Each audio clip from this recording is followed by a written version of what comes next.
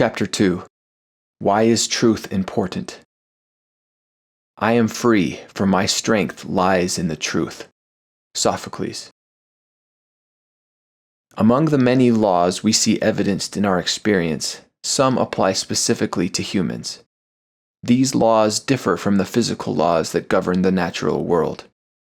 C.S. Lewis explains, "Each man is at every moment subjected to several sets of law, but there is only one of these which he is free to disobey.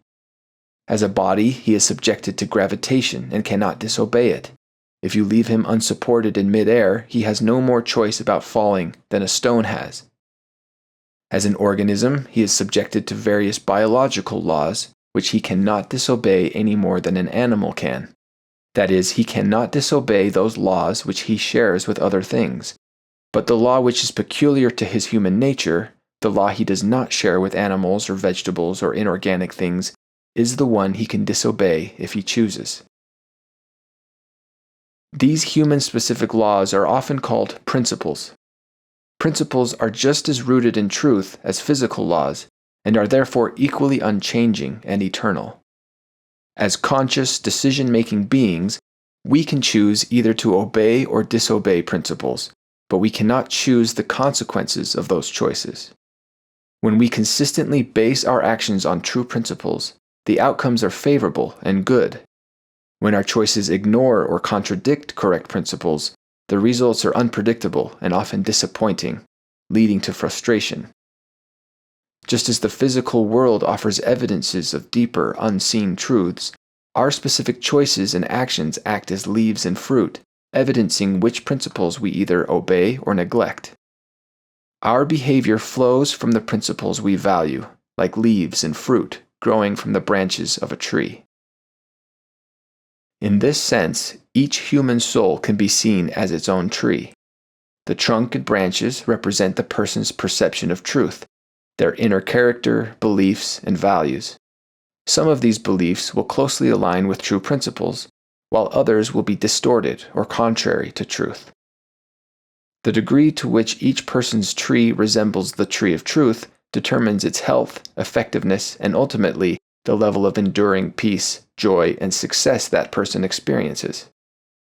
Healthy branches, those aligned with true principles, produce abundant, vibrant leaves and delicious fruit. Branches that diverge from truth display a meager scattering of withered leaves and dry, diseased fruit. Unhealthy leaves and fruit. What is it like to have withered leaves and fruit? In other words, what is the typical experience of someone whose actions are not guided by true principles? It often feels like banging your head against a wall. It may be what Albert Einstein had in mind when he defined insanity as doing the same thing over and over again and expecting different results. Or it might resemble the experience Isaiah described as when an hungry man dreameth, and behold, he eateth, but he awaketh, and his soul is empty. In more concrete terms, it might sound like, "I've been struggling to lose weight. Nothing seems to work. I just finished another diet plan and gave it an honest try, but I'm not seeing results and I'm losing motivation." Or, "I can't seem to connect with my daughter. No matter what I try, it feels like I can't get through to her. I've even looked up some parenting advice, but nothing seems to help." Or, "I'm working so hard but still can't make ends meet. I sacrificed years for my degree and have done my best at work, but the peace and success I long for always seem just out of reach." Or, "I'm at a dead end in my romantic relationship.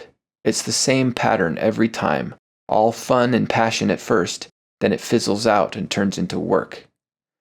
Or, "I have everything I thought I needed, and yet something still feels missing." In short, when our actions are not based upon true principles, it can feel like we're spinning our wheels, stuck, lost, or at a dead end. Do you see any sick leaves or fruit? Do you notice any sickly leaves or fruit in your own life? If so, it could indicate that some of your actions aren't founded on true principles. Just as leaves and fruit reflect the health of a tree's unseen roots and branches, your behavior and its outcomes reveal the principles you live by, whether consciously or not. The reality is, despite our best intentions, we all deal with a certain amount of fruitlessness. We all hold values and beliefs that don't align with eternal principles. Ineffective behaviors naturally flow from those misaligned values. In fact, many of our choices don't seem connected to any principles at all.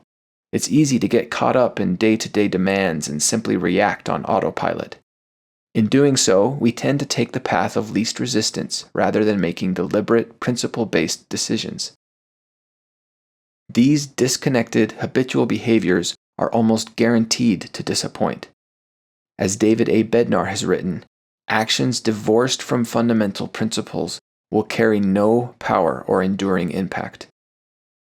Yet every decision we make stems from some underlying assumption, value, or belief, even if we're not consciously aware of it. Recognizing this is the first step toward lasting solutions. Often, simply asking yourself why you do certain things can be incredibly revealing. Why am I watching this show? Why do I stay up past midnight? Why do I go to the gym every morning? The answers will bring clarity and help you see what may have been invisible to you before. They'll invite you to examine and refine the beliefs that drive your healthy habits and practices, and expose behaviors founded on faulty or fuzzy thinking. You may even discover that it's not just a stray limb, but an entire branch of your personal tree that's misaligned with truth, sapping your vitality and distorting your outcomes. Facing up to these realizations can be uncomfortable, even painful. It's not in our nature to admit we might have imperfections, blind spots, flawed assumptions, or imperfect perceptions of truth. But, as difficult as it may be, if you can withstand the discomfort and face the facts head-on, using the tools which I introduce in this book, you will come to see that this awakening is actually a moment to celebrate. The paradigm shift, the key to healthier fruit. After all, you can go on addressing your problems at the surface level, one at a time, but the typical solutions we devise this way rarely last. The same issues tend to resurface again and again. The alternative is to work from the inside out. As James Clear puts it, focus on changing your beliefs, your worldview, your self-image, and your judgments about yourself and others. Since flawed behaviors flow from faulty beliefs about truth, correcting those beliefs naturally produces better results. Rather than patching up one sick leaf at a time, wouldn't it be wiser to recognize when a whole branch is rotten and uprooted entirely? As Henry David Thoreau said, there are 1,000 hacking at the branches of evil to one who is striking at the root. This kind of deep internal change, a paradigm shift, can be life-altering. A simple example appears in Pixar's Finding Nemo. In this story, Marlin, a clownfish, believes the ocean is a terrifying, dangerous place. As a result, he becomes paranoid, antisocial, and overprotective of his son, Nemo. Marlin's worldview leads to obvious consequences. He's unhappy, isolated, and his relationship with Nemo suffers. When Nemo inevitably defies him and gets captured by divers, Marlin is forced to face his fears on a quest to find his son. Along the way, Marlin meets new friends and encounters challenges that gradually reshape his beliefs. The pivotal shift occurs in this exchange with his newfound forgetful friend, Dory. I promised him I'd never let anything happen to him. That's a funny thing to promise. What? Well, you can't never let anything happen to him. Then nothing would ever happen to him. Not much fun for little Harpo. In that moment, Marlin is surprised to discover a major flaw and blind spot in his perception of truth. That protecting someone from all risk also robs them of experience, growth, and joy. By the end of Marlin's adventure, he has changed. He's no longer fearful, he engages with others, and he enjoys a closer, healthier relationship with Nemo. Powerful, positive change like this happens when we allow transformation to occur from within, beginning with our assumptions and beliefs. When we focus less on surface-level actions and more on reshaping our inner world, pruning our personal trees to more closely resemble the tree of truth, many of our outer problems resolve themselves. Examples of this pattern appear throughout fiction and history. Ebenezer Scrooge's behavior changed overnight after the 4 visiting ghosts showed him his faulty views. When Gandhi witnessed the injustice in South Africa, his path shifted from becoming a successful attorney to dedicating his life to defending civil rights and truth. Saul of Tarsus diligently persecuted the Christians in Israel until a vision of Jesus revealed to him the error of his ways. Consequently, his choices, behaviors, and even his name changed. On the other hand, a failure to make this inward shift can lead to frustration and heartache, as depicted in Madame Bovary. In this novel by Gustave Flaubert, Emma Bovary constantly faces dissatisfaction and boredom, and she and her husband make multiple attempts to correct the problem. They move to a new town, buy her expensive clothes, jewelry, and furniture. She even enrolls in piano lessons, but these tactics only create, at best, shallow, short-lived contentment. When she becomes pregnant, she fantasizes of nobly filling the role of mother, but after giving birth, she is disappointed by the less than glamorous reality. She becomes depressed and resorts to adultery and to going into paralyzing debt in order to indulge her extravagant tastes and fantasies. After these attempts also fail to drive away her discontent, Emma loses all hope and tragically commits suicide. Instead of making changes on the inside, Emma expected her surroundings, possessions, relationships, skills, and her standing in society to provide her with peace and joy. In effect, she believed that to revive a withered, dying tree, all we have to do is paint healthy-looking leaves onto its feeble branches. In Jesus' words, "Ye make clean the outside of the cup and of the platter, but within they are full of extortion and excess." We often follow a similar path, believing that external changes, more money, a better job, greater respect, will bring happiness. But real, lasting solutions come when, to continue Jesus' metaphor, we cleanse first that which is within the cup and platter, that the outside may be clean also.